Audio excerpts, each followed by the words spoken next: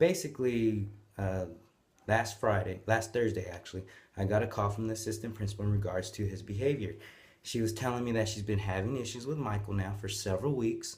So when she had stated that, I said, okay, well, I have an issue with that. She was like, well, what's the issue? Like, you haven't contacted me that you were having behavior issues. This is the first I'm hearing of it, you know? And if he's having issues with behavior and it's affecting his schooling, I should know about that so I can make the appropriate changes and, talk to him about it. But I didn't get that chance. So then she continued to proceed to say, well, the issues that we were having with Michael was at the end of the day, when the bell rings, he's supposed to go this way through this hall and go through these doors with the teacher. He hasn't. Well, my rebuttal to that was, well, for the past 2-3 weeks, there was a lot of confusion on where the walker should go and be dropped off. And then I was like, so is it all the grades that have to be walked this way? She goes, no, no, sir. It's just first grade because of the lack of educators. Okay, I can understand that.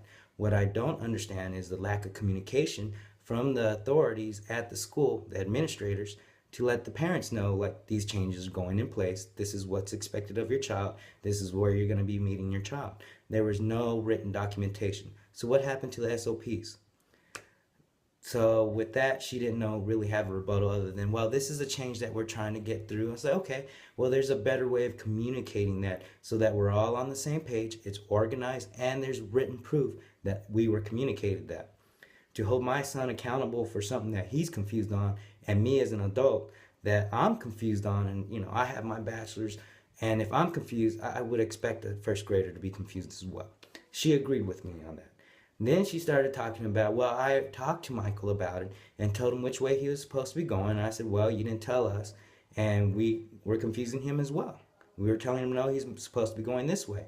And in fact, we did ask her one time when we were walking out, like the third day or fourth day of school, and she told us wrong. Well, with that, she said, well, it's been 2 weeks. He's been going through the wrong door. I've been sneaking around, keeping an eye on him, watching him. So now you're singling out my son, trying to catch him doing things wrong, instead of addressing the issue with the parents and saying, we need to figure this out because I'm fearing for the safety of your child. Instead, she said, no, I'm doing this behavior of stalking your son because I'm fearing of his safety of his child. Well, as the leadership of the school, you should have a better approach on how you deal with issues with students. After that, she said, well, the final day was yesterday when he did it again. I told him tomorrow he's going to have lunch detention. I didn't know about it. My son didn't tell me about it. I guess he was scared he was going to be in more trouble or whatever the case may be. He finally told me towards the end of the night when it was bedtime that he had lunch detention. Well, it was the first I'm hearing of it, and that was that Thursday.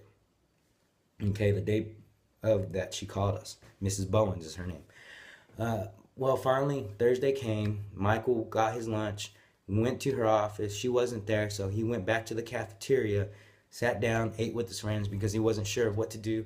So she sat there and said, well, I watched him walk in and go back in line and get his lunch and then sit down with his friends.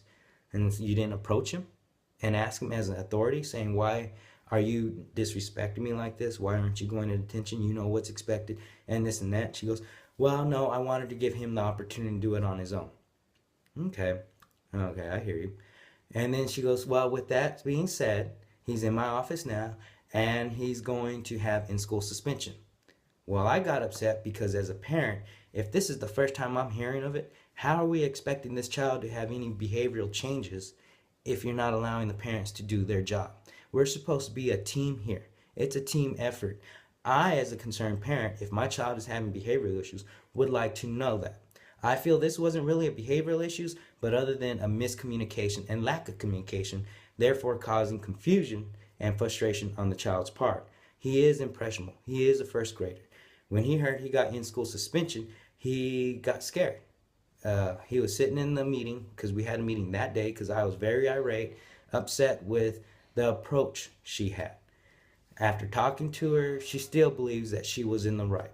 That because he didn't listen, that he gets ISS. I have a concern with, why are we just telling the parents right when it happens? She goes, well, that's how Mansfield ISD does it, is at the time of the incident, we'll notify them. And I was like, so if it's a continued behavioral issue that you see day in, day out, you wait until you're gonna discipline them to let us know, instead of being proactive, instead of reactive, and letting us know, say, hey, we're having these issues, we need to get together, sit down, talk it out, see if we can come up with a plan so that we can address these behavior issues and give him guidance that he needs to change it. We didn't get that opportunity or privilege. And I don't say it's privilege. I say it's more of a requirement as a parent. With that, I told her I didn't agree with her judgment. And she feels that she was right. And I said, well, you know, ISS is kind of a big deal. She goes, no, it's not. It's just first grade ISS. They're first graders anyways. Blah, blah, blah. I'm okay. Well, if you're making this like that, then why have ISS as a disciplinary tool? Secondly, why aren't you using your other resources like the parents to help with this child? Thirdly, why is it escalating so quickly? She goes, well, it didn't escalate so quickly. It was 2 weeks of talking to him. Yeah, but we didn't get a chance to talk to him too. So then he's confused because parents are telling him one thing, authorities are telling him another. We're both not on the same page. So now he's held accountable for the authorities' mistakes, which I feel is the school administration's mistake. With that said, we told her everything. She feels that she's right. And I guess she's trying to get justification because she started talking to his teacher, Mrs. Young. And this happened today. And I happened to see the conversation, overhear some of it. But as they were talking, Mrs. Young agreed with our side. And Mrs. Bowens got upset and just turned around and walked out in the middle of the conversation. How are you setting an example as a leader for our children? My child is now scared to go to ISS. And the way I feel is you said it right. He is just a first grader. So why is it getting to this extreme for such a minute infraction? Why are we allowing administrators to do this?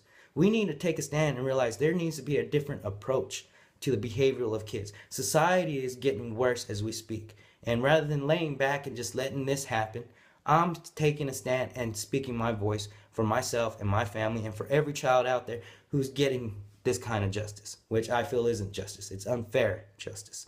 The way I see it is we need to be reactive. Not reactive. We need to be proactive. Excuse me. Proactive in the sense that if we see an issue at the first sign, we need to start making a little bit of changes. And I'm not saying drastic changes, in school suspension, no, I'm saying let's find out what's going on with the child. Because there might be some issues going on emotionally that we're not seeing as adults because, you know, life happens, life gets at us. We can't notice all of my small things. But if we ask questions to the student or the child, we can see what's going on. We can kind of get a grasp of, okay, well, I see why he's misbehaving. Was it blatant disregard to authority? Was it him just not wanting to follow directions? Or was it confusion? Or maybe he had other turmoils, emotional turmoils that he was going through. We didn't get that chance to find out. So now I have a 6-year-old who's scared to go to school. And I feel that the recourse should have been, okay, you made a bad choice. I'm going to give you one more opportunity. You're going to get one more lunch detention. From there, if you don't show up, you're going to get ISS, in school suspension. If she would have took that approach, that clearly and concisely explains to the child what is expected of them and what's going to happen if they don't. She didn't give us that opportunity to sit there and talk to them about it. Hey, look, buddy, you're making a bad choice. We're sorry we got you confused and they got you confused. This is what is expected of you from this point forward. Go through this door, wait for this teacher, and then if you don't, what's going to happen is you're going to get lunch detention. And then from there, other disciplinary actions will happen if you don't go to lunch detention. So why didn't we get that chance?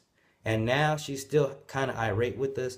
At one point, we were standing at the ISS. She comes up to us and tells us, oh, you can leave. He can go to class and just wait for her over there, and y'all can go. And my wife was like, well, thank you. We're going to wait here with them and go from that forward. Oh, no, you don't have to wait. And it's like, it's not a matter of wanting to wait or have to wait. It's wanting to be here for our son so he can get through this emotional turmoil that he's going through. But she was still trying to get us to leave the school. Well, we didn't want him getting a tardy. We didn't want him basically getting blackballed, so to speak, because she has some kind of vendetta or animosity towards us or him. I don't know what's going on, why it's escalating like this, why him in particular. But we actually took our other 2 children out so we can homeschool them here because we had other issues with administrators here at this school. I am fed up with this.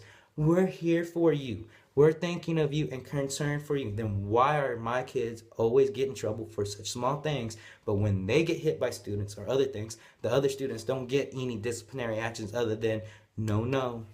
But my kids get ISS every single time, no matter how big or small the infraction is. There needs to be a change. She had an abuse of power because she got upset and angry and let that emotion take over and cloud her judgment. So I'm speaking out. I'm hoping this reaches the viewers. I'm hoping this opens up the eyes to society to understand that schools can't just go on a reactive approach to disciplining these children. We need a proactive approach. We need to revamp our system. And we need to revamp a lot of things in this world. But why not start with the kids? Why? Because it's our future. If we can make the change there at a young age, by the time they become adults, they're going to be more productive, more beneficial, more intelligent, have the confidence, and have the capability and the skill set to know how to approach problems because it was instilled to them since day one. Thank you. Once again, my name is Aaron Sosa.